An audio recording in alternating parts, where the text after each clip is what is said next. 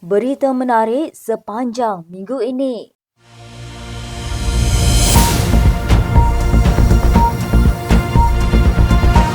Nombor 9. DAP mencabar Presiden Bersatu Muhyiddin Yassin menamakan Menteri DAP yang menurutnya menghubungi mereka untuk cuba menyelesaikan kes Jill Island di luar mahkamah.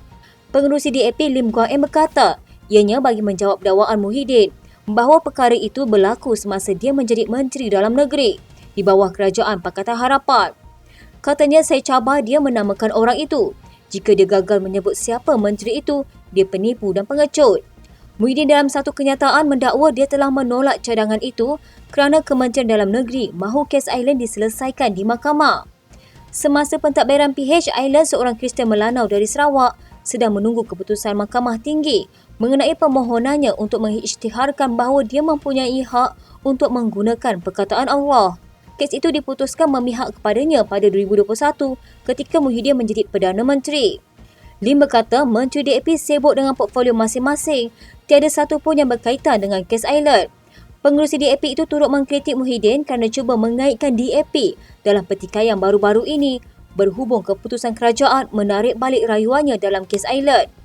Katanya dia muflis dari segi politik, sebab itu dia cuba bawa isu berkauman dan mencetuskan sentimen. Lim telah menyaman Muhyiddin sebelum ini selepas Presiden Bersatu itu mendakwa dia telah membatalkan status pengecualian cukai Yayasan Al-Bukhari.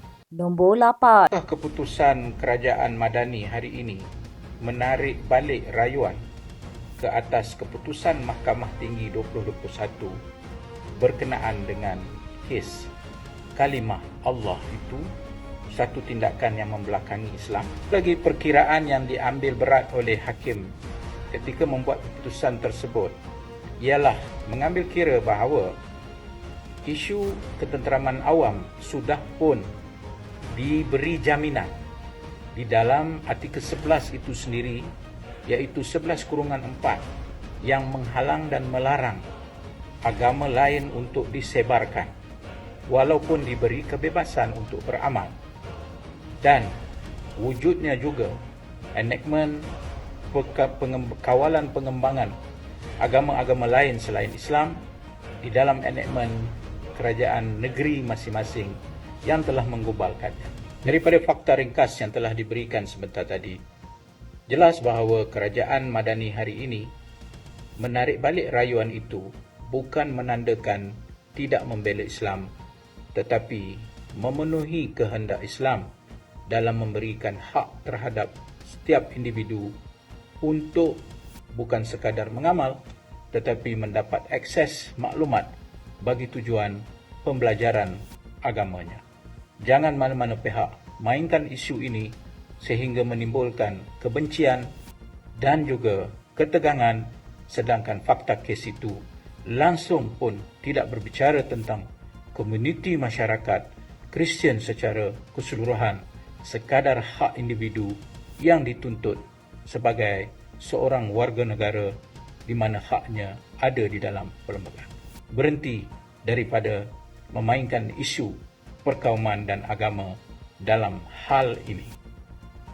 Keputusan kerajaan menarik balik rayuan terhadap keputusan Mahkamah Tinggi pada Mac 2021 yang berpihak kepada pemohon Jill Island dari Sarawak meningkatkan lagi suhu polemik yang berlarutan sejak 2008. Asas kes itu ialah pertikaian permohonan Jill Island kepada Perkeliling Kementerian Dalam Negeri pada 1986 yang melarang penggunaan kalimah Allah dan beberapa perkataan lain dalam penerbitan untuk penganut Kristian. Tujuan perkeliling itu adalah untuk mengelakkan kekeliruan pada orang Islam yang boleh menjejaskan ketenteraman awam. Ringkasnya, pertikaian itu dihujahkan oleh permohonan berasaskan perkara 11 Perlembagaan Malaysia tentang haknya mengamalkan kebebasan beragama bagi tujuan pembelajaran peribadi. Selain itu, asas Perlembagaan Persekutuan memberikan hak dalam perkara 8 tentang keadilan yang perlu diberikan kepada warga negara tanpa diskriminasi agama. Keputusan Mahkamah Tinggi Kuala Lumpur pada Mac 2021 yang memberikan hak kepada Jill untuk mendapatkan semula CD yang dirampas jelas adalah masalah teknikal perundangan yang melihat sejauh mana Perkeliling KDM melanggar perkara 11 atau tidak.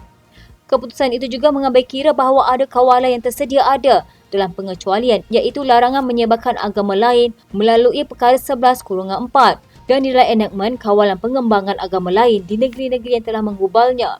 Dalam kata lain, keputusan Mahkamah Tinggi pada 2021 adalah menjawab masalah tuntutan kebebasan peribadi seorang warga negara, mengamalkan kepercayaannya bagi tujuan pembelajaran dan tanpa penyebarannya. Ia diputuskan atas sebab pentafsiran perundangan negara dan bukan atas asas teologi agama. Kerajaan Malaysia adalah kerajaan yang terbina atas prinsip hukum yang menghormati undang-undang dan pada waktu yang sama menjunjung asas Islam sebagai agama persekutuan. Dalam prinsip keempat madani iaitu hormat atau respek, perlu menterjemahkan seerti antara lain menghormati hak peribadi seseorang untuk mempelajari agama yang dianutinya selama ini.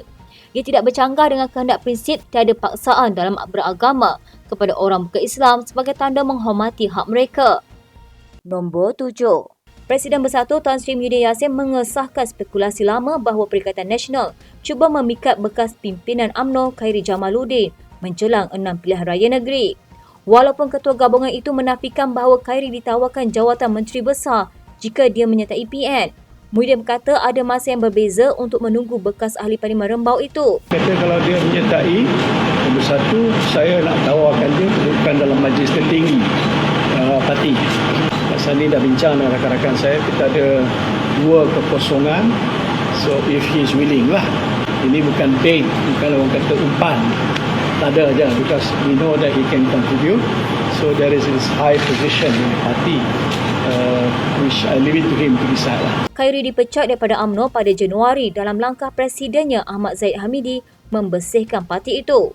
Walaupun tidak menunjukkan sebarang langkah untuk menyertai semula politik sejak itu, Khairi membisu apabila dia hadir ke Majlis Aidilfitri, anjuran Yayasan Gulf Amal Muhyiddin pada Sabtu lalu. Sebenarnya dia tak mohon nak masuk. Saya sebutkan sini, saya tawar dia menyertai. So it's not that he applied to join, which he has not applied, but I offered him. So that offer is still there. Mana tawaran tu masih ada. Lagi tu bila dia datang, saya tanya lagi, Khairi bila lagi? Dia beritahu bila dia kata datang jumpa saya ni, dia punya benda ni macam cair. Presiden Bersatu itu berkata tawaran itu kali pertama disampaikannya pada 2016 apabila parti itu ditubuhkan tidak lama selepas dia dipecat daripada UMNO. Muhyiddin berkata menjadi harapan Bersatu supaya Khairi dapat membantu mengukuhkan parti. Makna kita ni gantian terbaik untuk nak menguruskan masa depan negara kita lah. So, we leave it to KJ. When he wants to make his decision, it's up to him. Kita tak ada orang kata gesa sangat. Dia very intelligent guy. He knows when the time is right. But I hope he also understand that election at the state level is coming up very soon. Katanya Dewan Negeri akan terbubar bulan Jun ke. Jadi tempoh masa ke depan tu sudah terhad. Jadi kalau saudara KJ boleh fikirkan baik-baik, this could be the better time lah. It's up to him, but he's expressing apa yang saya fikir agak wajar. Nombor 6. Timbalan Setiausaha Agung Perikatan Nasional, Datuk Seri Taqiyuddin Hassan dijangka akan mengumumkan kemasukan Tan Sri Anwar Musa termasuk lebih 10 bekas pemimpin UMNO untuk menganggotai Parti PAS. Beliau memaklumkan bekas Ketua Pemuda UMNO Khairi Jamaluddin juga dilihat seperti menunjukkan minat yang sama untuk menyertai Bersatu. Katanya pengumuman penerimaan ahli tokoh berkenaan dalam PAS dijangka dibuat penghujung bulan ini. Katanya saya mengesahkan borang permohonan beberapa tokoh besar itu sudah siap, kita tunggu masa untuk membuat pengumuman sahaja yang dijangka dilakukan pada akhir bulan ini. Saya boleh mengesahkan Tan Sri Anwar Musa juga sudah isi borang untuk menyertai PAS dan kita akan buat pengumuman dalam waktu terdekat bersama rakan-rakan lain dalam UMNO. Taqiyuddin berkata semua bekas pimpinan UMNO terbabit akan turut dipertimbangkan untuk diberikan tempat sekiranya mereka menyatakan hasrat untuk bertanding pada pilihan raya negeri nanti. Ketua Polis Negara Aceh Sani Abdullah Hassani berkata, polis akan memanggil sesiapa yang terlibat untuk membantu siasatan susulan banyak laporan yang dibuat terhadap Presiden PAS Abdul Hadi Awang mengenai beberapa isu. Jika ada keperluan untuk melengkapkan siasatan, kita akan panggil mereka yang terlibat. Yang kita percayai akan ada penglibatan. Itu kita punya standard operating procedure kita dalam menyiasat kes-kes yang dilaporkan kepada pihak polis. Ya? Ini berlaku selepas beberapa laporan dibuat oleh ahli politik daripada Parti Komponen Pakatan Harapan mengenai isu berkaitan dakwaan Hadi terhadap bukan Melayu dan bukan Islam yang didakwa provokatif dan boleh menggugat kerajaan. Terdapat juga laporan dibuat berhubung kenyataan Hadi bahawa Perikatan Nasional dan Pulau Bangkang sedang merancang untuk menjatuhkan kerajaan pimpinan Perdana Menteri Datuk Seri Anwar Ibrahim. Sebelum ini, Ketua Polis Daerah Sentul, B. Eng Lai berkata pihaknya menerima laporan terhadap Hadi mengenai dakwaan percubaan PN untuk menggulingkan kerajaan. B. berkata siasatan akan dijalankan oleh Unit Siasatan Jenayah Terkelas Bukit Aman. Bagaimanapun, Hadi yang juga ahli Parlimen Marang masih belum dipanggil polis untuk direkodkan keterangannya. Nombor 5. Ahli Majlis Kerja Tertinggi UMNO Datuk Seri Ahmad Maslan berkata, kegagalan Piagam Muafakat Nasional antara UMNO dan PAS sebelum ini seharusnya dijadikan pengajaran agar tidak berulang dalam gabungan kerajaan perpaduan. Tegasnya, kesemua 19 parti gabungan yang membentuk kerajaan perpaduan termasuk UMNO dan Barisan Nasional perlu mempertahankan gabungan berkenaan sehingga pilihan raya umum akan datang. Katanya, MN ditemeterai 14 September 2019, sementara konvensyen perpaduan pula diadakan 14 Mei lalu yang dihadiri ahli dan pemimpin pelbagai parti seluruh negara, termasuk Sabah dan Sarawak yang menunjukkan kepelbagaian bangsa. Keadaan ini berbeza dengan MN, di mana hanya dihadiri oleh masyarakat Melayu dan Islam di atas pentas penyatuan ummah namun tidak berjaya mencapai matlamat yang diharapkan. Sebelum ini, Perdana Menteri Datuk Seri Anwar Ibrahim telah merasmikan Konvensyen Nasional Kerajaan Perpaduan yang pertama kali sejak penubuhan Kerajaan Perpaduan. Konvensyen melibatkan hampir 10,000 perwakilan dan penyokong daripada 19 parti yang menyokong Kerajaan Perpaduan diadakan secara serentak dengan Konvensyen Wanita, Pemuda dan Puteri. Nombor 4. Menteri Dalam Negeri Saifuddin Nasution Ismail digesa memberi penjelasan berhubung keputusan kerajaan menarik balik rayuan berhubung penggunaan kalimah Allah. Bekas Menteri Agama Zulkifli Mohamad berkata, rayuan yang dibuat ketika dia menjadi Menteri Agama pada 2021 adalah bagi menjunjung titah Sultan Johor Sultan Ibrahim Almarhum Sultan Iskandar dan Sultan Selangor Sultan Sarafuddin Idris Shah yang menitahkan demikian. Tidak sedikit jeripaya yang dikerap oleh para mufti ketika jawatan kuasa Muzakarah Majlis Kebangsaan bagi hal ehwal agama Islam Malaysia untuk berbincang pertemuan demi pertemuan dengan NGO dan penyusunan kertas penghujahan yang melibatkan ramai pakar dan tokoh akademik. Saya amat berharap Kerajaan Madani melalui KDN ada jawapannya. Kementerian Dalam Negeri telah menarik balik rayuan dalam kes yang membenarkan seorang wanita Kristen Sarawak, Jin Island, menggunakan kalimah Allah. Notis tidak meneruskan kes itu difailkan di Mahkamah Rayuan pada 18 April lepas. Pada 10 Mac 2021, Mahkamah Tinggi Kuala Lumpur membenarkan semakan kehakiman Island yang mahu mendapatkan pengisytiharan bahawa dia mempunyai hak menggunakan kalimah Allah untuk tujuan agama dan pendidikan. Mahkamah Tinggi juga memutuskan bahawa arahan Kementerian Dalam Negeri pada 1986 yang melarang orang ke-Islam menggunakan kalimah Allah, Baitullah, Kaabah dan solat sebagai menyalahi undang-undang dan bertentangan dengan perlembagaan. KDN dan kerajaan kemudiannya memfailkan rayuan di Mahkamah Rayuan pada 15 Mac tahun yang sama.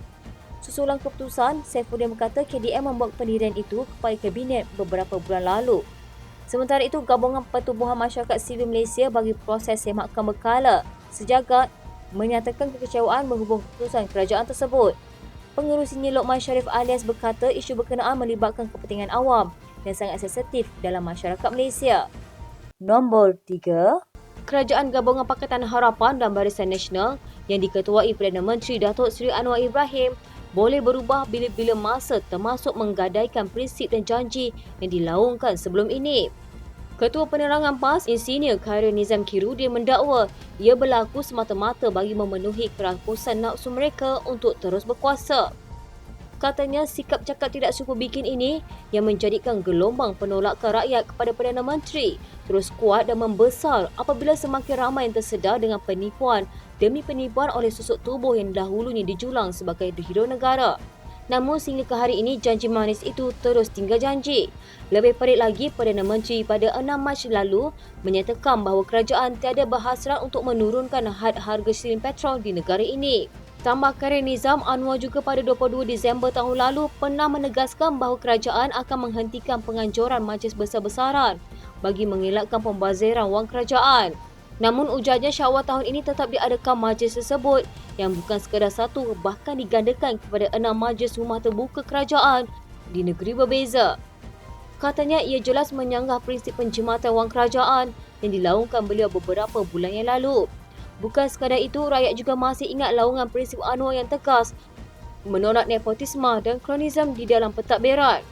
Namun prinsip tersebut tergadai begitu sahaja apabila Perdana Menteri itu melantik anaknya sendiri sebagai penasihat selain lantikan politik bertimbul-timbul yang telah dibuat oleh kerajaan pada hari ini. Nombor 2. Ahli Jawatankuasa PAS Pusat Nik Muhammad Nik Abdul Aziz mengakui bahawa dia membawa amanah orang untuk disampaikan kepada Perdana Menteri Datuk Seri Anwar Ibrahim semasa pertemuan mereka. Bagaimanapun laporan media tidak menghuraikan tentang amanah orang itu dan sekadar memetik anak bekas Musyidul Ampas berkenaan sebagai berkata hanya perjumpaan biasa dan tidak mempunyai hubungan kait dengan politik.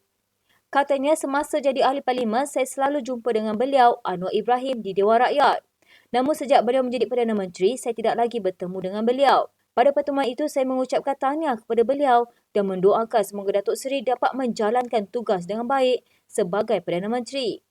Pertemuan yang dikatakan berlangsung di sebuah hotel di Kota Baru, Kelantan Jumaat lalu menjadi tular apabila gambar perjumpaan tersebut dimuatnai oleh pendakwah bebas Wan Jiwan Hussein. Beberapa keping gambar pertemuan antara Perdana Menteri ditemani isteri Dr. Wan Azizah Wan Ismail dengan Nik Abdul bersama abangnya Nik Omar Nik Abdul Aziz kemudiannya mencetuskan pelbagai tanda tanya. Wan Ji memberitahu media dia diminta oleh Naib Presiden PKR Nurul Izzah Anwar untuk bertindak sebagai orang tengah dan mengatur pertemuan antara Nik Abdul dan Anwar. Mengulas selanjutnya, Abdul berkata hasrat bertemu Anwar dinyatakan melalui seorang kenalan sebelum Ramadan namun tidak dapat direalisasikan kerana jadual Perdana Menteri yang terlalu ketat. Menurutnya, peluang tersebut muncul apabila Anwar melawat Kelantan untuk merasmikan sambutan Rumah Terbuka Malaysia Madani. Mengulas mengenai pertemuan dengan abangnya semasa berjumpa Anwar, Nik Abdul menyifatkan perjumpaan tersebut secara kebetulan. Katanya Nik Omar datang untuk berjumpa Perdana Menteri. Saya sudah menjangkakan gambar pertemuan itu akan tular kerana ramai yang mengambilnya. Pertemuan itu mencetuskan tanda tanya di kalangan pemerhati politik kerana umum mengetahui kedua-dua beradik itu saling bermusuhan dalam politik. Nik Abdul pada masa ini merupakan ahli jawatankuasa PAS Pusat. Bagaimanapun, dia digugurkan oleh PAS sebagai calon parti itu pada PRU lalu. Hubungannya dengan Nik Omar diketahui renggang selepas abangnya itu membuat keputusan menyertai amanah kerana tidak bersetuju dengan pendirian PAS pada 2018 untuk bekerjasama dengan UMNO. Pada tahun yang sama, Nik Omar membuat keputusan menyertai Amanah yang merupakan sebuah parti serpihan PAS. Pada PRU ke-14, Nik Omar bertanding di kerusi Dewan Undangan Negeri Cempaka atas tiket PKR tetapi tewas pada PRU berikutnya. Nombor 1. UMNO menolak andaian kononnya ramai ahli dan pemimpin UMNO akan keluar daripada parti itu kerana pemimpin DAP masuk Dewan Merdeka Pusat Dagangan Dunia pada Konvensyen Nasional Kerajaan Perpaduan. Menurut Ketua Wanita UMNO, Datuk Seri Dr. Nuraini Ahmad, kemasukan pemimpin DAP ke Dewan itu perlu dilihat secara positif, khususnya dalam konteks pembentukan Kerajaan Perpaduan yang kini mengemudi negara. Katanya, insya-Allah tiada ahli UMNO yang keluar parti. Kita kena gunakan kekuatan parti masing-masing. Macam UMNO ada kekuatan sendiri, Pakatan Harapan ada kekuatan sendiri, GPS ada kekuatan sendiri, GRS pun ada. Kita jangan tengok yang negatif, kita tengok yang positif. Beliau berkata demikian bagi mengulas kenyataan Presiden Muafakat Nasional Tan Sri Anwar Musa yang menyatakan lebih ramai ahli UMNO akan menolak parti itu selepas Dewan Merdeka dimasuki pemimpin UMNO. Dewan Merdeka dianggap sebagai lokasi istimewa bagi ahli UMNO yang juga merupakan tempat berlangsungnya Perhimpunan Agung Parti itu.